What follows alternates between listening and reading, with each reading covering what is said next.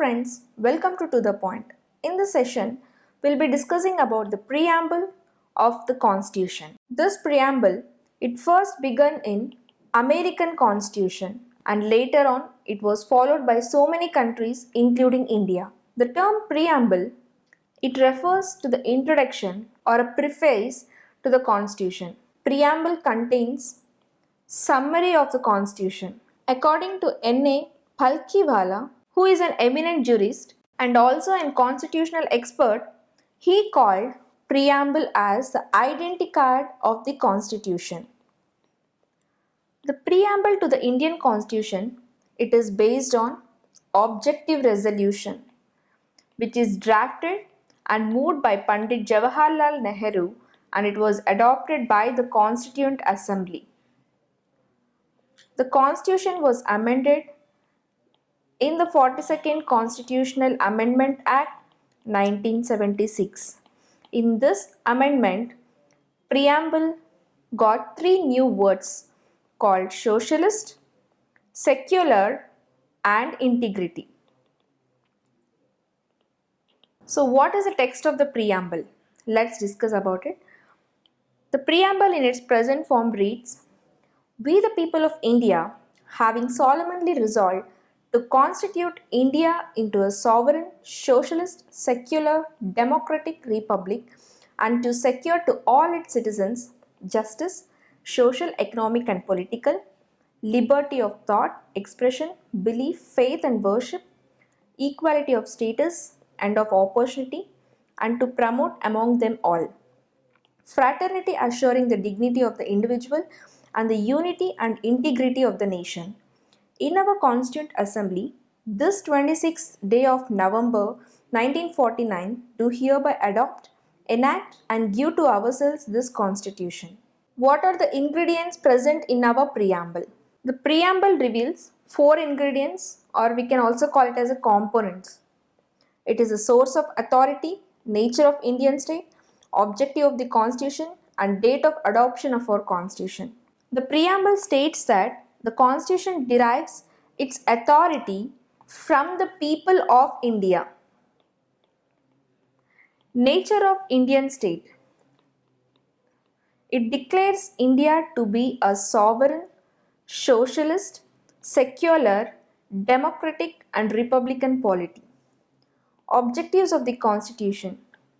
This specifies justice, liberty, equality and fraternity as objectives. Date of adoption of the Constitution. This stipulates November 26, 1949 as the date. Keywords in the preamble. Let's discuss one by one. Sovereign.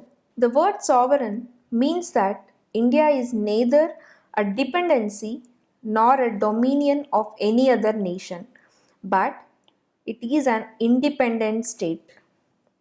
Sovereign also means that there is no other authority above it. That means it indicates that India is free to conduct its own affairs both internally as well as externally. Being a sovereign state, India can either acquire a foreign territory or cede a part of its territory in favor of a foreign state. Socialist. The term socialist, it was added in the preamble and the 42nd Amendment Act 1976. But before the term was added in our preamble, the Constitution, it had a socialist content in the form of directive principles of state policy. The Indian brand of socialism, it is a democratic socialism and it is not a communist socialism. We can also say this democratic socialism as a state socialism. This involves the nationalism of all means of production, distribution, and abolition of private property. Democratic socialism, it holds faith in a mixed economy where both public as well as private sectors coexist side by side. Supreme Court says that democratic socialism, it aims to end poverty, ignorance, disease and inequality of opportunity. Therefore, Indian socialism is said to be a blend of Marxism and Gandhism, which is leaning heavily towards Gandhian socialism. Secular. The term secular, it was added in a preamble in the 42nd Constitutional Amendment Act 1976. In the year 1974, Supreme Court said that the word secular state, it is not mentioned in the constitution, and there is no doubt that our constitution makers, they wanted to establish a secular state, and that is why article 25 to 28 guarantees the fundamental rights to freedom of religion, and that is being included in the constitution. Our country, India, is said to be a secular state.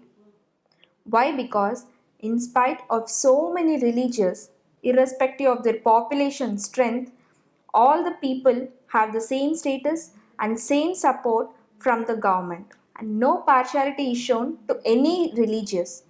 That is why India is said to be a secular nation. India is said to have a democratic polity. Democracy means it is a form of government in which the people exercise the authority of the government. A democracy means rule by people.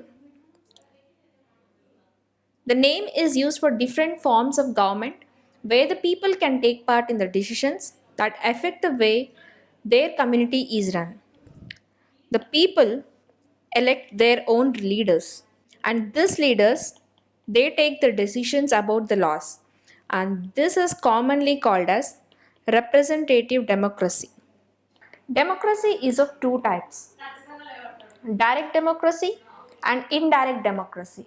In direct democracy, the people exercise their supreme power directly, as in the case of Switzerland. In Switzerland, there are four devices of direct democracy. They are referendum, initiative, recall, and plebiscite. Referendum, it is a procedure which is proposed legislation, and it is referred to electorate for the settlement of their direct votes. Initiative, it is a method by means of which the people, they can propose a bill to the legislature for the enactment. And recall, it is a method by means of which the voters can remove a representative or an officer before the expiry of his term when he fails to discharge his duties properly. Plebiscite, it is a method of obtaining the opinion of people of India on any issues of public importance, and generally it is used to solve the territorial disputes. Indirect democracy. The representatives are elected by the people, and they exercise the supreme power and thus carry on the government, and these representatives, they make the laws. This type of democracy is known as representative democracy, and it is of two kinds, like parliamentary democracy and presidential democracy. Republic. A republic, it is a form of government in which the country is considered as a public matter, not the private concern or property of the rulers. The primary positions of power within a republic are attained through democracy, oligarchy, autocracy, or the mix thereof, rather than being unalterably occupied. A democratic polity, it can be classified into two categories. One is monarchy and other is republic. In a monarchy, the head of the state, usually the king or queen, enjoys the hereditary position, and that is, he comes to office through succession, example like Britain. And in a republic, the head of the state, he is always elected directly or indirectly for a fixed period of time. Example, USA, India, etc. And therefore, the term republic, it is mentioned in our preamble. It indicates that India has an elected head called president, and he is elected indirectly for a fixed period of 5 years. Justice. The term justice in the preamble, it indicates three forms like social justice, economic justice, and the political justice, which is secured through the provision of fundamental rights and directive principles. Social justice means it denotes a equal treatment of all the citizens without any social distinction which is based on caste, color, race, religion, sex, and so on. So, social justice means it is the absence of privileges which is being extended to any particular section of the society and the improvement in the condition of backward classes like SCs, STs, and OBCs and the women. Next comes economic justice. It denotes the non-discrimination between the people on the basis of economic factors. Economic justice also involves the elimination of glaring inequalities in wealth, income, and property. A combination of social justice plus economic justice, it denotes distributive justice. And next, finally, is political justice. It implies that all the citizens should have equal political rights and equal access to all the political offices and equal voice in the government. The ideal of justice is social, economic, and political, which has been taken from the Russian Revolution. In the year 1917, liberty. The term liberty means it is the ability to do as one's please. In the modern politics, liberty is said to be the state of being free within the society from oppressive restrictions imposed by the authority on one's way of life, behavior, or political views. The preamble secures to all citizens of India liberty of thought, expression, belief, faith, and worship through their fundamental rights, which is enforceable in the court of law in case of violation. Equality. The term equality means the absence of special privileges to any sections of the society and the provision of equal opportunities for all the individuals without any discrimination. The preamble secures to all the citizens of India the equality of status and as well as opportunity. This provision, it embraces three dimensions of equality. They are civic, political, and economical. Fraternity. Fraternity means it is a sense of brotherhood. The Constitution promotes this feeling of fraternity by the system of single citizenship and also the fundamental duties.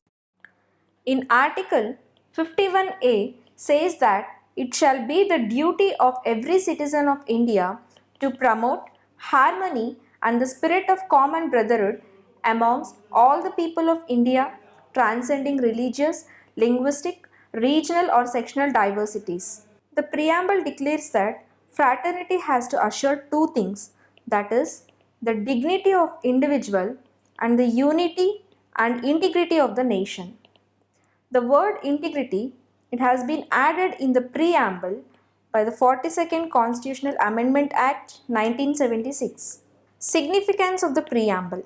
The idea of preamble is that a basic philosophy and the fundamental values that are political, moral and religious on which the Constitution is based on. Preamble contains the grand and noble vision of Constituent Assembly and it reflects the dreams and aspirations of the founding fathers of our Constitution. In other words, we can say that Sir Alladi Krishnaswamy Iyer, a member of the Constituent Assembly, he played a significant role in making the Constitution.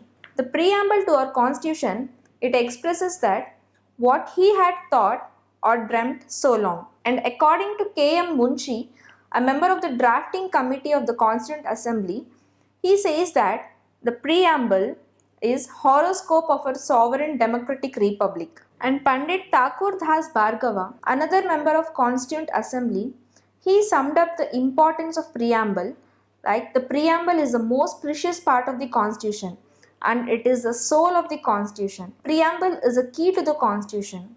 It is a jewel set in the Constitution. It is a proper yardstick with which one can measure the worth of the Constitution. And next, Sir Ernst Barker,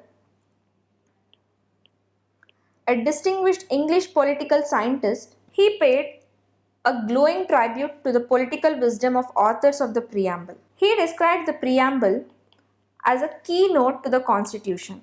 Sir M. Hidayatullah, a former Chief Justice of India, he observed, preamble resembles the Declaration of Independence of United States of America, but is more than a declaration. Preamble is the soul of our Constitution, which lays down the pattern of our political society, and it contains a solemn resolve which nothing but a revolution can alter. Is preamble a part of our constitution? This controversy was aroused about the preamble, whether it is a part of our constitution or not, in the Beruberi Union case and Keshavananda Bharati case. Let's discuss about the Beruberi Union case. We know that India and Pakistan's boundary was fixed by Sir Ratcliffe, and the line was called a Ratcliffe line. And however, some disputes arose between the earliest depiction of the maps by Ratcliffe Award, and one of such disputes was Beruberi dispute. This dispute, it rose due to the omission in the written text. And what was the text is, Ratcliffe had divided the district of Jalpaiguri between India and Pakistan by awarding some thanas to one country and others to the other country. The boundary line, it was determined on the basis of boundaries of the thanas. In describing this boundary, Ratcliffe omitted to mention one thana, that is Beruberi Union number 12, which lies in Jalpaiguri Thana and which was awarded to India. And however, the omission of this Thana on the map, it enabled the Pakistan to claim that a part of Beruberi belonged to it. And this dispute, it was resolved by Nehru-Noon Agreement 1958, whereby half of the Beruberi Union number 12 was given to Pakistan and the other half was given to India. And here, now the question arose regarding the power of the parliament to transfer the territory of Beruberi to Pakistan. And this is Beruberi Union case in the year 1960. The Supreme Court said that the preamble shows a general purpose behind the several provisions in the Constitution and thus a key to the makers of the Constitution of India. The Supreme Court said that the terms used in any article are ambiguous or capable of more than one meaning. Some assistance at interpretation may be taken from the objectives which are enshrined in the preamble of our Constitution. Despite this recognition of the significance of the preamble, the Supreme Court specifically opined that preamble is not a part of our Constitution. In the Kesavananda Bharati case, the Supreme Court rejected the earlier opinion and said that preamble is part of our Constitution. And it observed that preamble is of extreme importance and the Constitution should be read and interpreted in the light of the grand and noble vision which is expressed in the preamble. And also in the LIC of India's case, 1995, the Supreme Court again held that preamble as an integral part of our Constitution. See you in the next session with some other interesting topic. Thank you.